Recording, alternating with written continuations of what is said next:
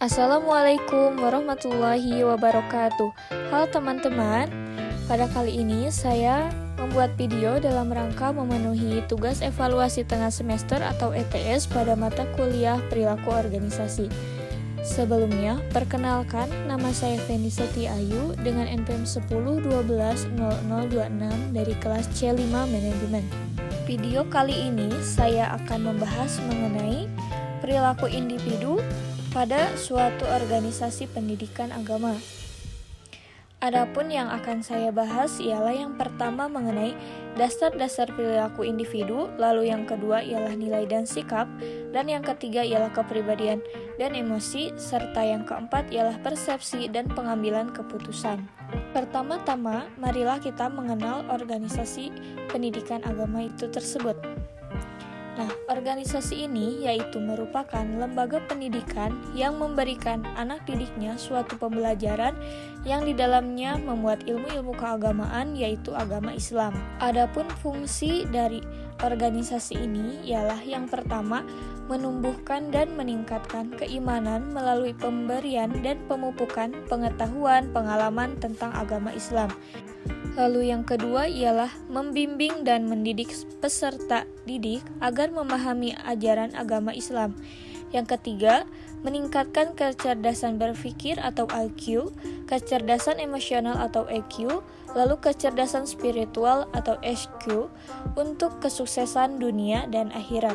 Dan yang terakhir ialah mengembangkan potensi peserta didik agar menjadi manusia yang beriman dan bertakwa kepada Tuhan Yang Maha Esa.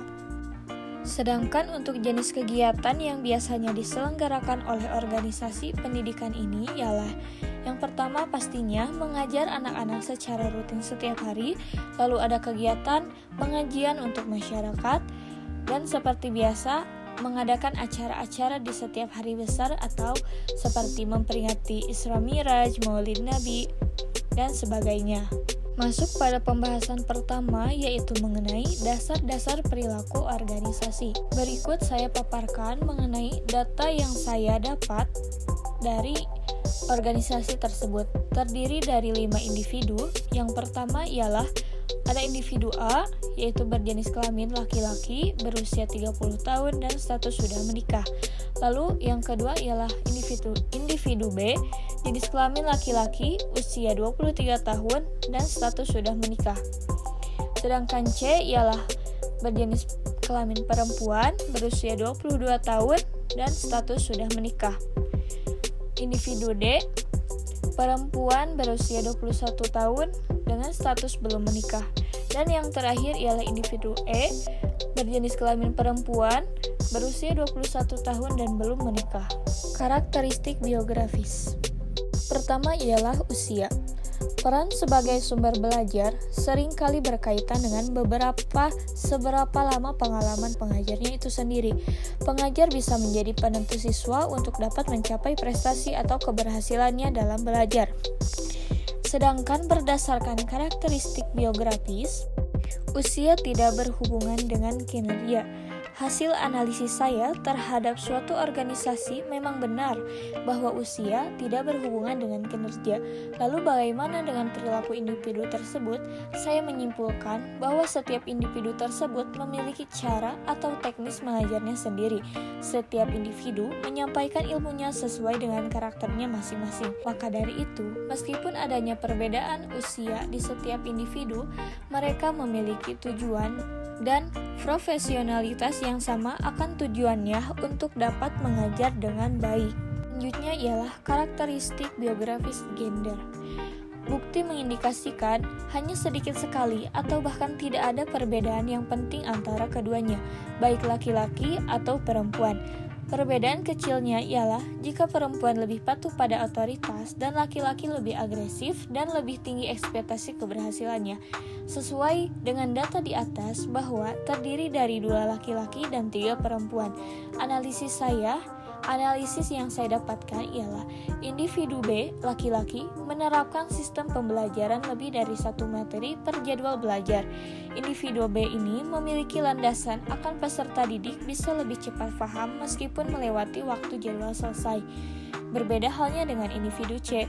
Individu C perempuan ini lebih menyukai akan ketepatan waktu yang sudah menjadi aturan di organisasi tersebut, dengan landasan bahwa awal mula kesuksesan ialah dengan menepati waktu.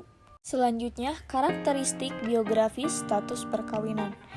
Menurut data hasil analisis, terdiri dari 3 individu yang sudah menikah. Hal tersebut menunjukkan bahwa karyawan yang telah menikah lebih rendah ketidakhadirannya, lebih rendah turnovernya, dan lebih tinggi kepuasan kerjanya dibandingkan dengan karyawan yang belum menikah. Lalu, karakteristik biografis masa kerja. Hasil analisis masa kerja secara konsisten terbukti berkorelasi negatif dengan turnover dan sering disebut sebagai salah satu predikator turnover yang terbaik. Organisasi ini menjadi salah satu organisasi yang tidak menggunakan masa kerja. Masa kerja bisa saja berlangsung selama mungkin, bagaimana kembali lagi pada keputusan individu tersebut. Selanjutnya, kita akan mengenal bagaimana nilai dan sikap yang dimiliki oleh kelima individu tersebut. Nah, yang pertama, nilai. Nilai ini terbagi menjadi 2. Yang pertama ada nilai terminal dan yang kedua ialah nilai instrumental. Individu A memiliki nilai terminal hidup sejahtera, keselamatan, dan persahabatan sejati. Untuk mewujudkan nilai terminal tersebut, individu A memiliki nilai instrumental, jujur, berani, dan riang. Sedangkan individu B memiliki nilai terminal hidup sejahtera, dunia yang indah, kebahagiaan. Untuk mewujudkan nilai terminal tersebut, individu B memiliki nilai instrumental, jujur, riang, dan bersih. Individu C memiliki nilai terminal, hidup sejahtera, kebebasan, dan harga diri. Untuk mewujudkan nilai terminal tersebut, individu C memiliki nilai instrumental, ambisius, berani, dan rasional. Lalu, individu D memiliki nilai terminal, hidup sejahtera, kebebasan, dan persahabatan sejati.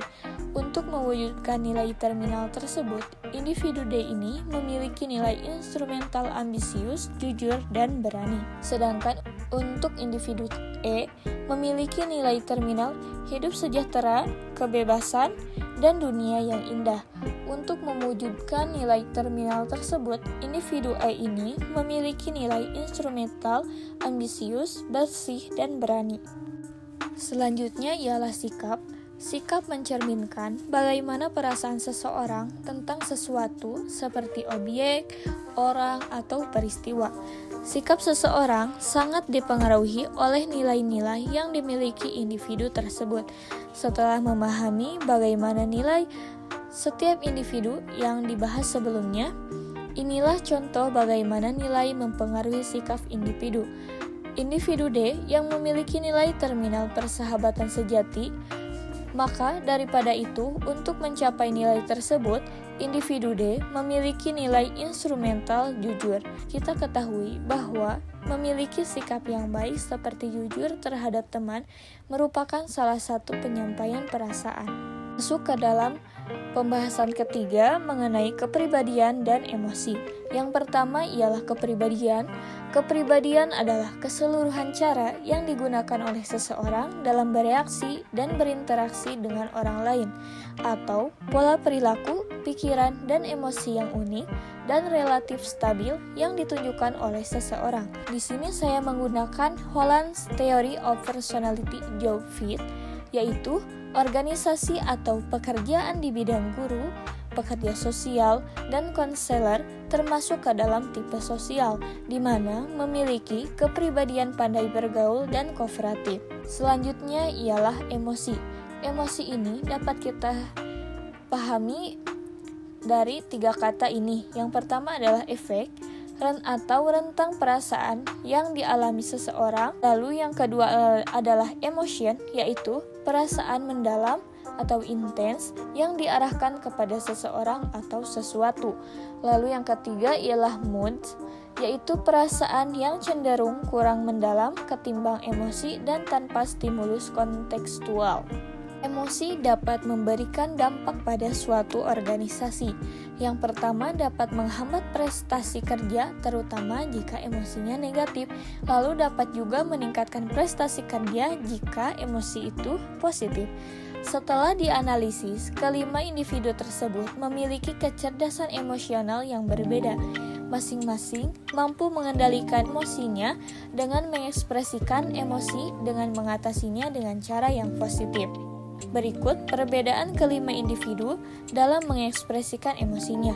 Yang pertama, individu A ialah memiliki kecerdasan emosi memotivasi diri atau self-motivation dan keterampilan sosial atau social skill.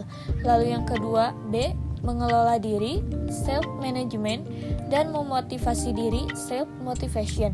Lalu yang ketiga, C, keterampilan sosial atau social skill, dan memiliki empati.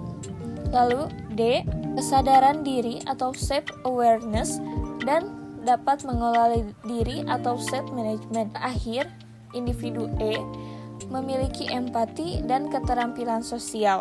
Akhirnya kita masuk dalam pembahasan terakhir mengenai persepsi dan pengambilan keputusan. Nah, saya menganalisis kelima individu ini memiliki persepsi dalam menilai setiap orang yang berbeda-beda.